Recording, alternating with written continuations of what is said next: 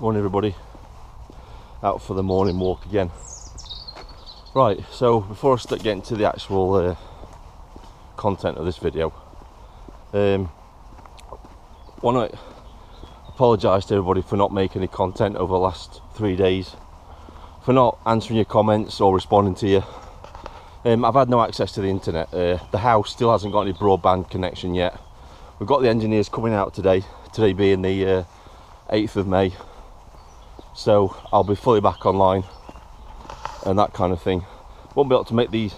I'm recording this on GoPro 4 camera, my old one. Obviously, there are reasons why I'm not using my phone at the minute, is because it got nicked on Monday by a commie scumbag who thought he was justified in stealing my phone because of what he believes in. I'll get into that in a bit. So I want to thank everybody for liking, sharing, subscribing to the channel. Really appreciate it, I really do. I might do a live stream tonight, depending if the internet's on. Now I'm going to apologise for the audio on the live stream ahead of time, because I haven't got all my equipment that I did. All my microphones for streaming and stuff are in storage at the minute, and I haven't got them out yet. So it's going to be a basic live stream, so please don't complain about the audio. I can't help that a minute. It's going to be off some shitty laptop microphone, built-in microphone, Realtek microphone. So I apologise for that ahead of time. It's going to be basic. It's going to be basic for a little while I get a phone, while I get all my microphone stuff out of storage and stuff like that. Let's face it, it was basic before I had into that anyway, wasn't it? But yeah. Right, so as I was saying, had my phone stolen on Monday, which was shit, as you can imagine. So what happened was, I'd stopped to speak to a veteran at the side of the market hall, and for a brief second I was distracted because I was listening to what he was saying, and I had my back to the person that stole my phone. They came running down at full speed, and I mean full speed. They were at full pelt. They ran straight past, grabbed the phone and just carried on running, and I just didn't have any time to react to that. I gave chase, I chased after them, but as you saw from the live stream, they disappeared into the great unwashed, and the phone was never seen again. Now when I got home, I watched the live stream back, because I managed to get my laptop onto my son's hotspot, you know, his data thing on his phone. I managed to cancel the SIM card and deactivate the phone, so all that was done. Got all that done when I got back home, and as you can see from the live stream, the phone isn't switched off, it doesn't stop, it just goes dead. So what I believe happened is that he dumped the phone. Either dumped it in a bin, or he dropped it down a drain and then just went out of town. I was looking around town for ages to see if I can spot him or anything like that. My veteran friend was doing the same thing. They were looking around, see if they could spot him. I want to thank the veteran. I don't want to mention his name in case he didn't want his name mentioned online, but thanks mate. He went, after the event, I was still looking around for the guy. He went and reported the incident to town security and to the police. I've been in contact with the police myself. I've reported it as a theft. I told them what happened. Basically they said that it's aggravated robbery because he snatched the phone, and that's violence, so they class that as aggravated robbery. Because I was still in possession of the phone, that's what it is, aggravated robbery. They can get you on a separate charge of robbery as well. 2 separate charges of robbery.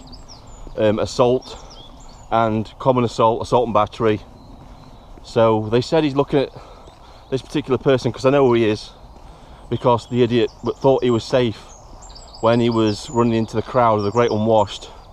But unbeknownst to him, town security, CCTV caught the whole incident on camera. They saw what was happening because they monitor it all the time, and they recorded the whole incident. So I've put a freedom of information request for that footage, and if he hasn't already, he soon will be getting a knock on the door, and he's looking at some pretty hefty prison time for what he did. If this isn't his first offence and he's done something before, like I've been told, then he's looking at some pretty hefty prison time. If it is his first offence, he's still looking at prison time, but maybe not as severe as if he'd got previous for doing this sort of thing, which I probably think he has, because the way that he did it kind of suggests to me that he's done this before. This has been done before, probably other protests.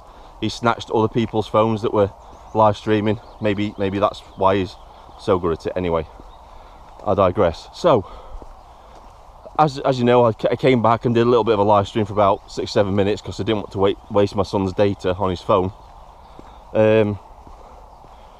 In the comments and in the post that I left, I had 1 or 2 lefties, I think they were from the event, coming to gloat about my phone being stolen, which kind of again just proves that they're all on the wrong side of history, doesn't it? They're not on the right side of history when they celebrate criminality. Of course they think it's justified in what they've done because they think I'm a fascist, they think I'm a Nazi, because they've been brainwashed by Marxist ideology, communist ideology. So they think they're justified in doing whatever they do. To them, that the ends justify the means, doesn't it? Even though it's criminal what they've done. But yeah, will it stop me? No, of course it's not going to stop me. It's not going to stop me at all. You know, there was a film, I think it's from the either 1960s or 1970s. It's called Tora, Tora, Tora. And it's basically a dramatisation of the attack on Pearl Harbor. Now there's some contention whether the Japanese admiral actually said this or not, but apparently after the attack on Pearl Harbor, the Japanese admiral was asked what he thought about the attack, and he said, you know, even though it was a victory, he says, all I feel that we have done is awaken a sleeping giant and filled him with a terrible resolve. Now whether that he said that or not, that's up for debate, but I think it's quite poignant for my situation, because you have awoken a sleeping giant now, and you have filled me with a terrible resolve. This sort of thing doesn't make me back off. It makes me want to do it all the more, because I don't like being told what to do. I won't be silenced by anybody, by any means, and I'll just keep coming back and coming back. You know, I'm like the Hydra. You cut one head off, 2 more appear in its place. I'm going to be like that. And all you've done by using these tactics, by using criminality, is you've taught me your tactics. You've told me that I have to be on my guard now. And when I was in the TA, you know, and anybody who's in the military will know this, that you're taught to adapt and overcome. And that's exactly what this is do. Every encounter with the enemy makes you stronger because you learn their tactics and you learn how to deal with them. That's all this has done.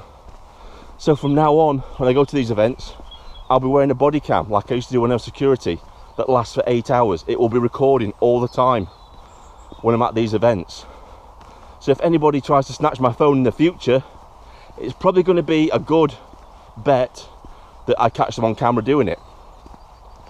So you've just improved my tactics. I'm going to improve my equipment. I'm going to get selfie sticks that attach to the phone that don't allow it to be, that it has to be locked in to the selfie stick so it can't be snatched. I'm going to have GoPros on me that run all the time. You've not done anything. You've just improved my tactics. You've just you just made me a better opponent to you. That's all you've done. You know, won't stop me. You'll never stop me. And I've even thought about making a documentary about the far left in Chesterfield, because I know their leaders. I took photos of them on Monday. When you were trying to covertly photo me, I was taking pictures of you back, and all that information was uploaded to the cloud. It was all backed up on the phone. So again, you achieved nothing by stealing that phone. At the end of the day, it's just a piece of equipment that can be replaced, isn't it? So you've achieved nothing in that. All you've done is make me want to oppose you even more. And let's talk about the policing situation there on Monday. No police whatsoever, no police presence at all. No police to make sure there's no breach of the peace, or, you know, to keep order. No police so I can go report that I've been assaulted and had my phone stolen. I've never known an event like that not to be policed. Usually there's always a police presence at any protest, at any rally, at any march, to make sure that order is kept and there's no breach of the peace. Why do you think there was no police there? Because Derbyshire police are notoriously woke. They're notoriously woke and politicised. We're talking about a police force, and I'm not talking about the foot soldiers on the ground, the police, because they're just following orders. They're just useful idiots, in my opinion. We're talking about the hierarchy, the leadership of the police that give out the orders. This is Derbyshire police that was spying on people using a drone during lockdown in the Peak District. These are the police officers that were going around arresting pensioners for walking their dogs during lockdown.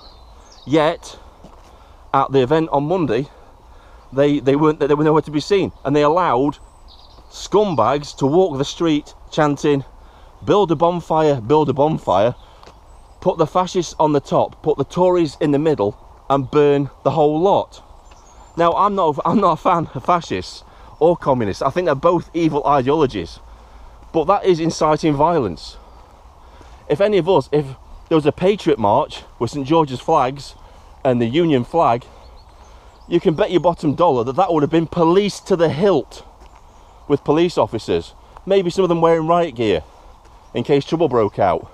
And if any one of us had chanted anything that was inciting violence, the next day we'd have been arrested on the spot there, or the next day we would have had our doors kicked in and we would have been arrested for inciting violence. And quite rightly so, because that's against the law. But what I want to see is a consistency in the enforcement of law for everybody, not just one particular group in society and letting another group off because they're considered, oh, they're the good group. They're not the good group. They're Marxist communists. And let's talk about Marxist communists, shall we, while we're at it? I'm having a good rant now, right? Karl Marx was an absolute layabout scumbag. He sponged off his parents, and the whole reason he came up with Marxism in the first place was because he didn't want to work. He wanted to redistribute wealth amongst everybody. And he was using that as an excuse to not work, because he felt it was unfair that some people were rich and some people were poor. Well, that's just life. If you don't get off your arse and go out there and do some work and make the most of your life, then you are going to be poor. Society isn't keeping you down. The rich aren't keeping you down. It's you that's keeping yourself down by not having the motivation to go out there and do these things. And that's what Karl Marx was all about. He didn't look after his kids. His kids lived in absolute poverty while he lived a life of luxury, sponging off his parents. I know the guy in the protest said, oh, well, he wrote a few books. That doesn't make any difference. The guy didn't do a stroke of work in his life. And for the life of me, I don't know why the working class, especially the communists, hold this guy up as some kind of working class hero, because he was nothing of the sort. Nothing of the sort. And communism, responsible for 90 million deaths worldwide. Nazism, fascism, responsible for 6 million deaths during World War II. Both these ideologies are abhorrent and evil equally. We wouldn't dream of having a Nazi flag flying during the May Day parade. So why is it okay to have the hammer and the sickle, the representation of the Soviet Union, a failed state because it collapsed, because communism collapsed there, where people had to go into bread lines and queue to stop themselves from starving to death because there was no food, because it's a failed system. This is why I like to call communism the insanity ideology, because it's trying to do something over and over expecting a different result. That's the definition of insanity. That's the definition of insanity. So from now on, I'm going to call it the insanity ideology. Absolutely crazy it was. on Monday. Crazy people, insane. They as you can see, they couldn't defend themselves or their arguments or their ideology. They had to resort to censorship.